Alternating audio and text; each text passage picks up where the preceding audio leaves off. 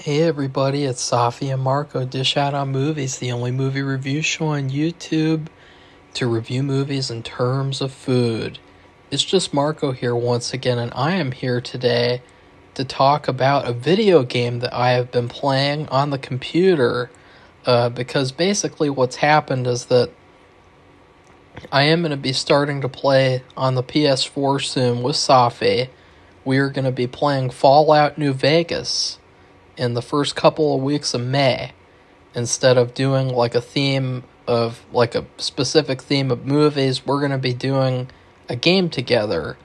And I have had a terrible gaming experience for this year, because like right off the bat, Roblox was discontinued off of my computer, like because my computer's so old, and so I can't play that.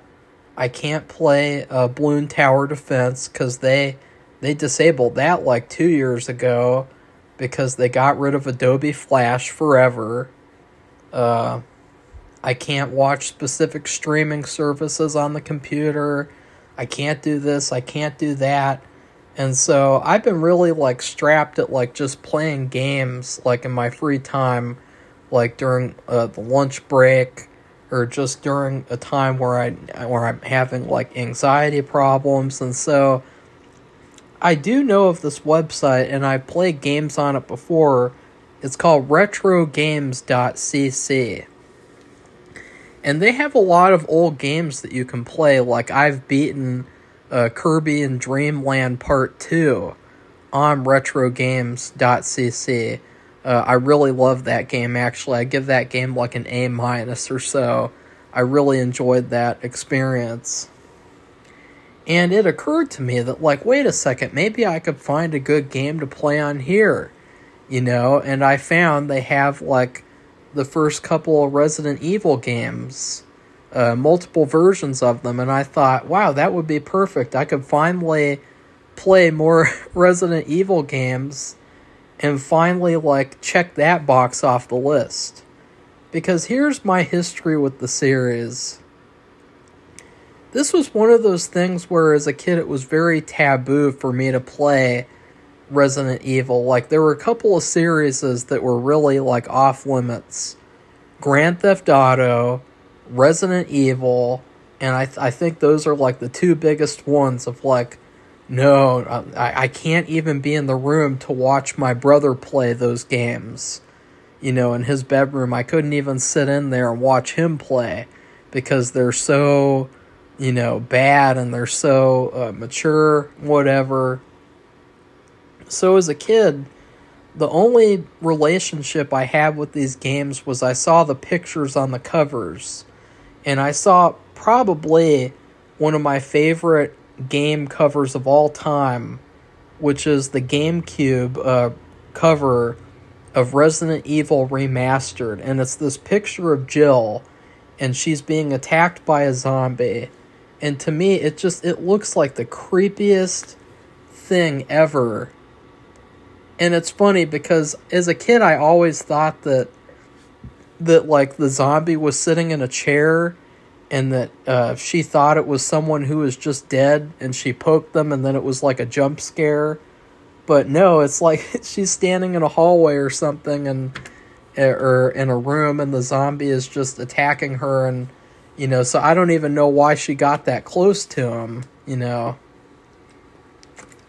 So I think that's funny. And then there was one time where I went over to a friend's house, a really shitty friend, and He played one of the Resident Evil games, or he let me play a little bit of it, and then I told Safi after I was done with our play date, and she was like, "Uh-oh, now you can't go over to his house anymore." And I said, "No, it's not that bad. Like, I lied, and I said something like, I didn't really play it, I just watched him play it, or something like," but she was still really upset, because, like, it's Resident Evil. It's really, really bad. And as I got older, I wasn't really just jumping to play the games because they were kind of just like, something that I don't know. It felt like something that they were really scary to me, like these covers, and I was kind of anxious to even play the games. And the first time I ever played one was actually with Resident Evil 5. And it was all because I saw Booger Boy Meister, who used to be one of my favorite YouTubers before he quit. He played the demo for the game, and I thought, wow, that looks really fun. And so I got Resident Evil 5 on PS3, and I played like 70% of it, and then I also played it with my brother, and then I wasn't really the hugest fan of it. I thought there was a little bit too much action stuff, like there was that stupid part with like the giant scorpion or whatever that I thought was dumb. And yeah, I really did not have a great relationship with this series all the way up until I can't even, it might have been like 2020 or 2021 where I got a Resident Evil 7 because it was on the PS Now app. And Resident Evil 7 is probably one of my favorite games I've ever played.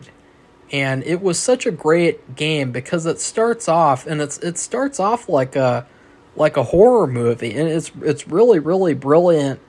And you feel like this is a horror game. You know, it doesn't feel like an action game or a sci-fi action game. It feels like horror. And these are all horror elements. It was scary as shit.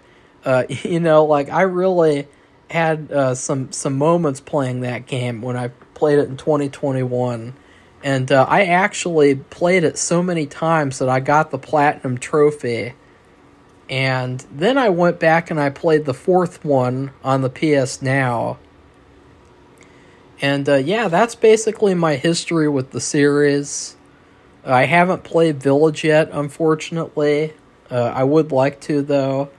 And so I found the very first Resident Evil game on RetroGames.cc. And yeah, I beat the whole thing. I was not able to beat it playing as Chris because my computer kept crashing and I kept on losing the progress that I got with Chris.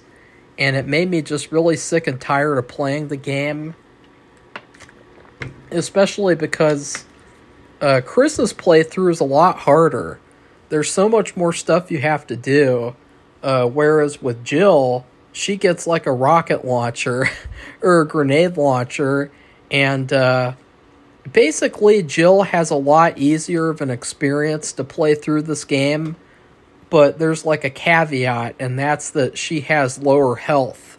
So, you know, she doesn't, she takes hits a lot harder than Chris does.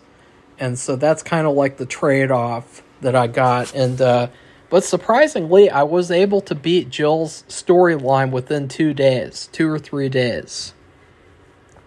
So I want to get into this game because I really enjoyed this game. I thought it was a pretty decent experience, and it was something that, like, honestly, I'm really grateful that I got to play in the first place, you know. I never would have thought about playing this game unless I was, like, really bored and didn't have anything to do in my free time, and I just went on this website. So this story, the story is very, like, it's very one-dimensional. You know, it's all about this group of special agents, and they go out to the middle of nowhere to investigate these missing people and these monsters that are in the forest or something. And they go there, and the monsters chase them into this mansion, and they think that they're safe because they're just in this random mansion.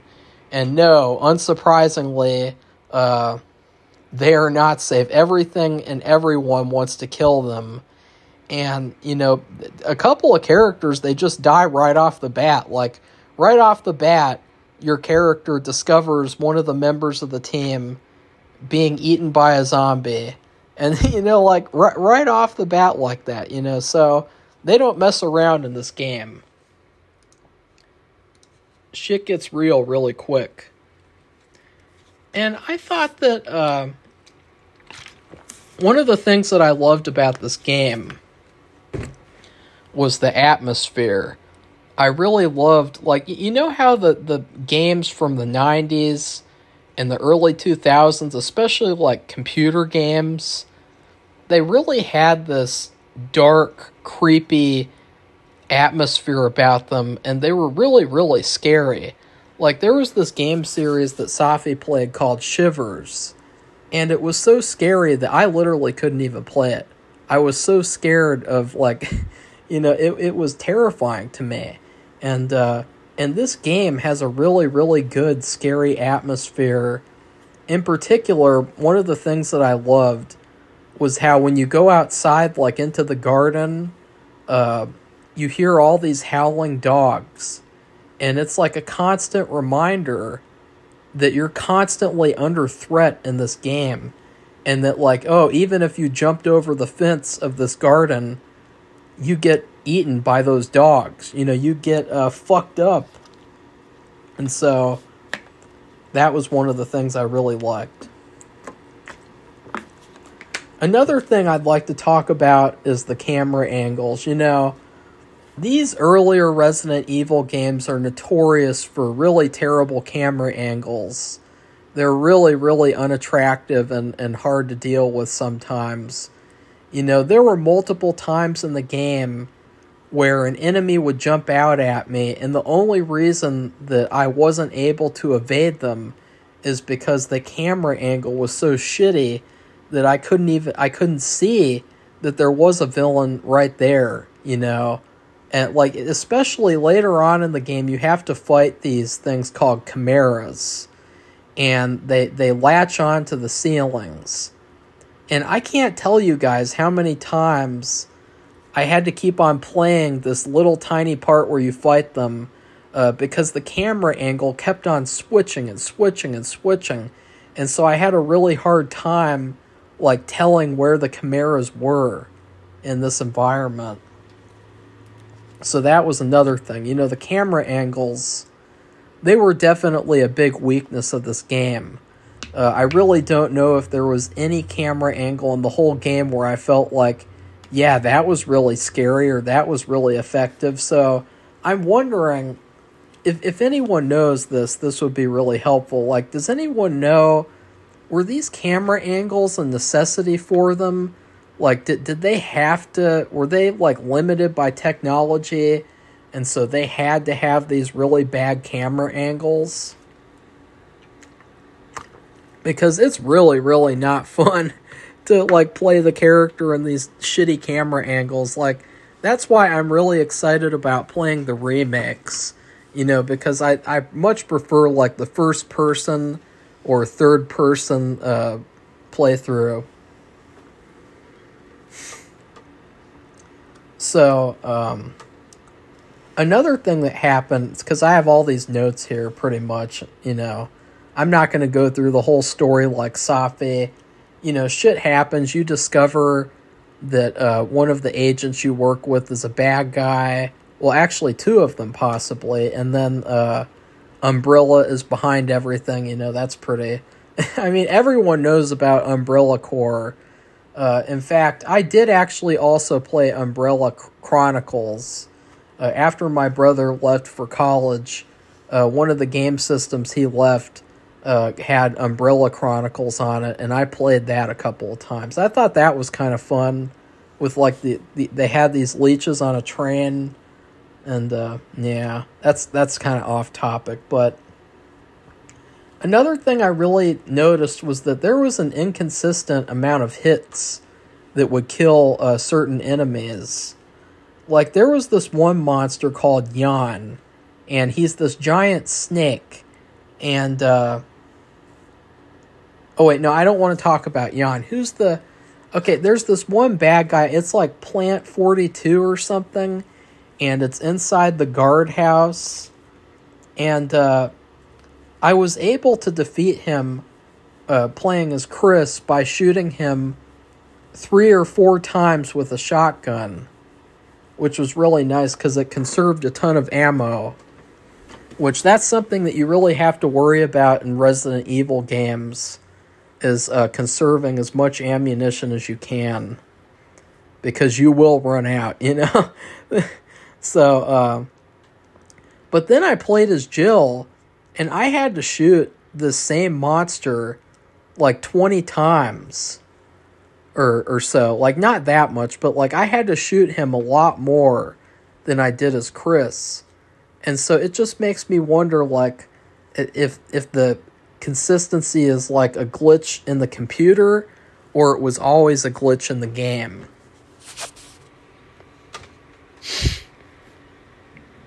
Another thing that I really liked was that once you get the shotgun, in order to kill zombies, basically all you have to do is just walk up to them, point the shotgun upwards, and then shoot, and it literally blows their entire heads off. It's really, really cool. It is consistently satisfying the whole game. And when you're playing as Jill, and I would like to also talk about, they had these side characters who were Barry, and then the medic, Rebecca, I think her name was. And they were really shitty characters. It was understandable for Barry because he was a bad guy. So, you know, it was ripe for him to be shitty and not really be very helpful at all. But Rebecca, I swear to God, like, these side characters were such a joke. Like, they come up to you in a random room and they'd be like, hey, do you want me to follow you? And then you say yes, and then you never see them again until you conveniently get injured by a boss in a boss battle, and then all of a sudden they have to come and help you. And it's like, where were you the whole time? Like, I know that this isn't a co-op game, but where were these side characters the whole time? Like, how is it that you had all these characters dying off left and right, and then this medic girl is just able to evade all the zombies, and she just sits around in this room twiddling her fingers or something? You know, what was going on with that?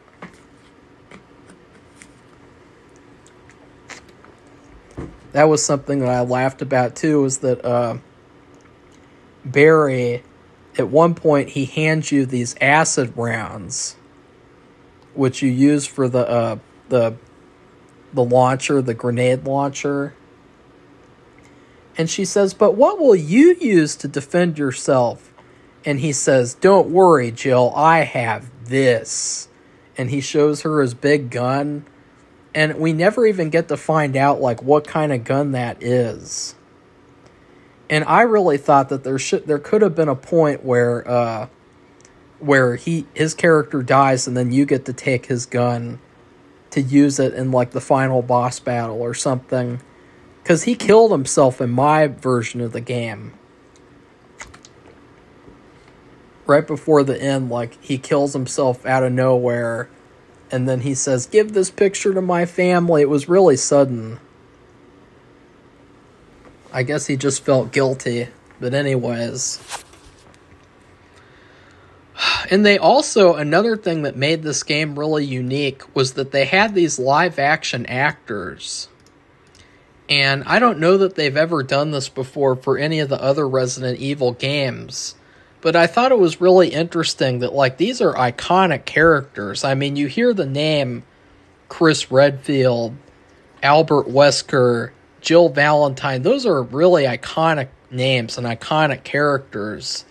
And it's really surprising that they never got those actors back for another game and that those actors aren't famous at all. I looked at all their IMDb pages, and none of them have done anything since that first Resident Evil game. And it's really surprising to me.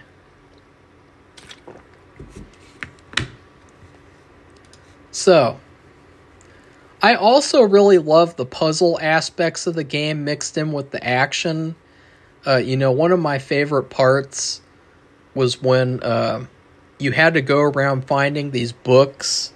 And then the books had these little medallions in them. I thought that was kind of cool.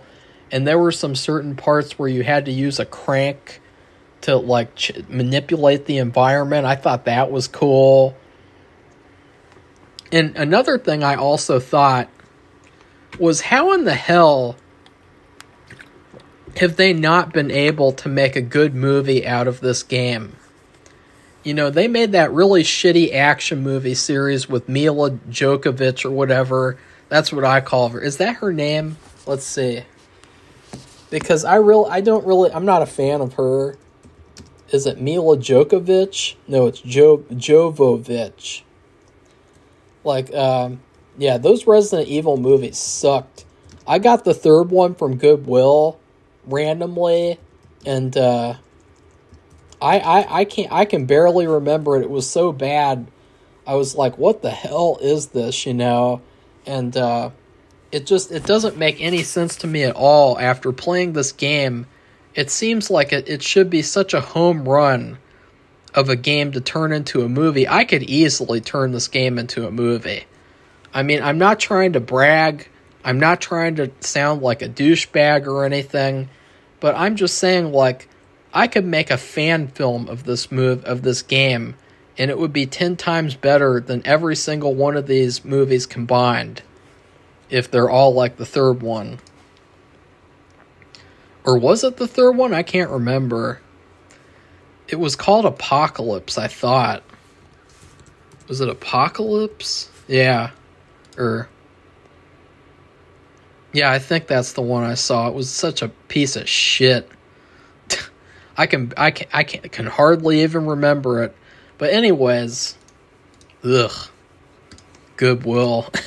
I used to get movies just randomly. I get like any movie at Goodwill, even if I'd never heard of it or whatever, and then I'd be like, why the hell did I even get this movie, you know?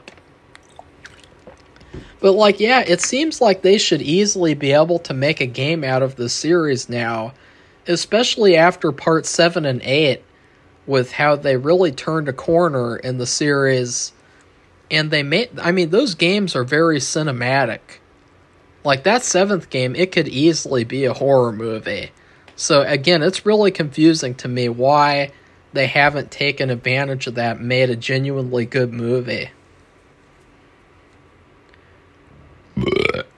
Okay, so we're almost done now. I'd like to mention my favorite part of the game, if I had to pick like a favorite scene, is early on in the game. You go into this hallway, and there's this really, really scary jump scare where dogs jump through the windows at you. And I thought that was the best part of the game. Because after that point, it wasn't really surprising or scary anymore when a new monster would come on screen. You know, it was kind of just like, oh, here's the next new monster. Here's the next new monster. It's not just zombies, it's hunters, chimeras, tyrants, that one random zombie who walks down the stairs at you, you know. The chimeras were really funny, too. Because when they die, it looks like sardines fly out of their bodies. And then I looked up close, and apparently they're worms. And I thought that was funny. So, it ends up where you find out that Albert Wesker, who was on the good guy team, it turns out that he is one of the bad guys. Or he is the main bad guy, I guess. And it's really funny because you play the slideshow and you are surprised that he is in there with these scientists at this evil umbrella company. And what's really funny is when you see this picture, it totally looks like Albert Wesker is photobombing them. You know, because they're all like these, you know, scientist professional types. And then you have this like macho man who looks like Duke Nukem, and he's standing amongst them, and it just looks really, really funny and goofy. So by the end of the game, somehow I played as Jill, and I did not have to fight the final boss, the Super Tyrant. I don't know why I didn't have to fight them. After a certain point, there were a lot of things in the game that did not trigger for me. Like in the catacombs, Barry did not show up at all. And then he did not show up and run along with me and be a part of my team after that point. And so it's really weird because, like, I did everything according to this one guy's walkthrough because I really needed help getting through the game. And so I did follow along with this walkthrough. And I was just kind of weirded out, like, why none of this stuff triggered. And literally all I had to do to get this ending was I just had to go up to the helipad and put the flare down. And boom, I was saved and rescued.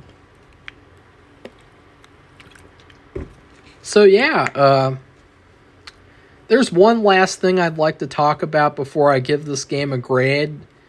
And that is, when I first started playing the game, I did not know that you could run in-game. And so the whole time I was playing, I was only walking at this very slow and casual pace for like a couple of days. And so for a couple of days, I was making this game a lot harder than it even needed to be.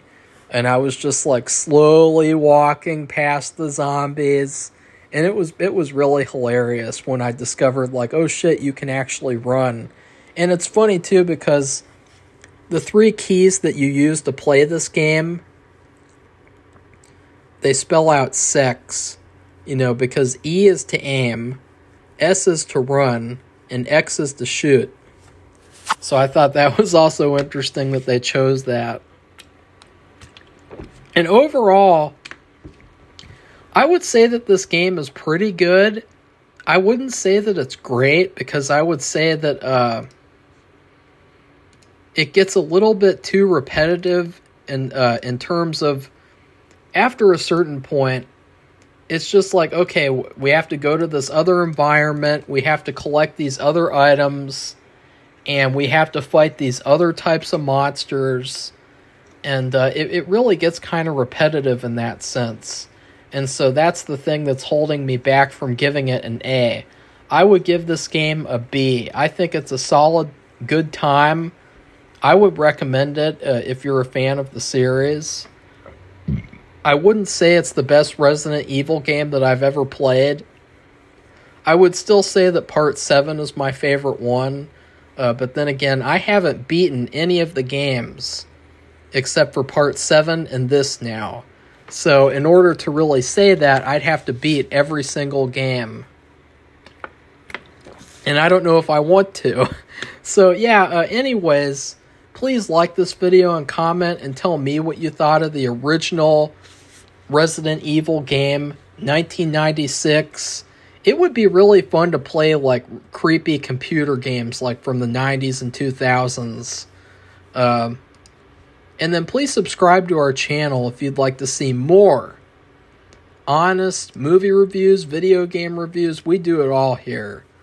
So goodbye, everybody. See you soon.